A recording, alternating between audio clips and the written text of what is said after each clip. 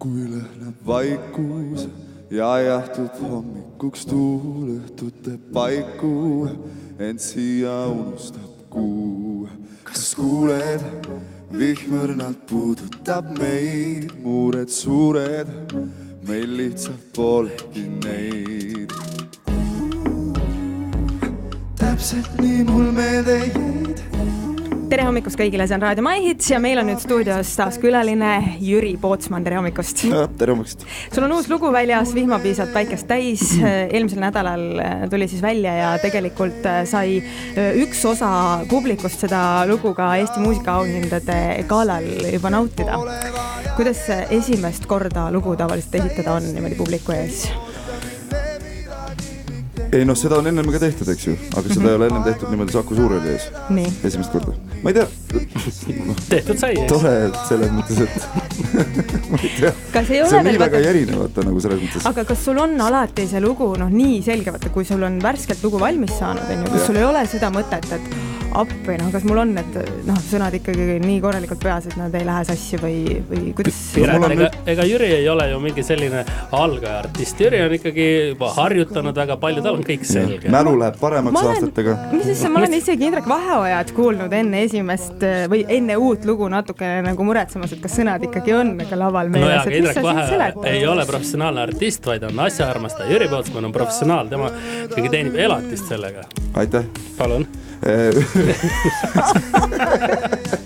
Ei, tegelikult eks seal ikkagi ole vahe sees, et kui esimest korda mingit lugu esitada, kindlasti on väike närv sees, eriti kui sa teed seda siis Saku Suureli ees. Aga selle looga kuidagi läks hästi, jah. Sai harjutatud ja sai kuulatud päris mitmeid kordi seda, et midagi hullu ei olnud. No Jüri, me siin eetriväliselt rääkisime seda, et Piret on meil hästi ebausklik ja ta ei julge põhimõtteliselt ilma selliste ennete järgimisteta mitte midagi teha, mitte kuhugi minna. Kas sa jälgid mingid sellised ebausu värki? Kas sul on nii, et enne esinemist paned kindlad asjad selga või koputad alati õigesse kohta? Tegelikult ma olen suhteliselt ebausklik nagu Piret, aga selliseid suuri kiikse nagu seda, et oma seljakotti maha ei tohi panna, sest et seal on rahakott sees. Selliseid nagu mul ei ole. Ma muidugi austan seda, musun seda. See ei ole üldse kiiks. No see on ikkagi kiiks, see on ikkagi toores kiiks, midagi ei ole öelda. Kui ikkagi seda enamik inimesi siin Eestis seda ei tee, siin toasid, siis see on kiiks, aga see on tore. Ei pea nutma nüüd kohe.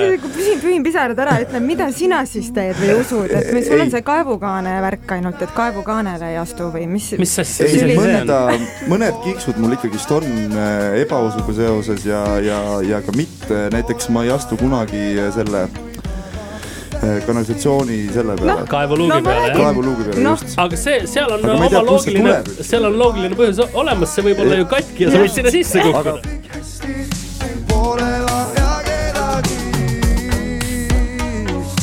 Täpselt nii mul meelde jäi,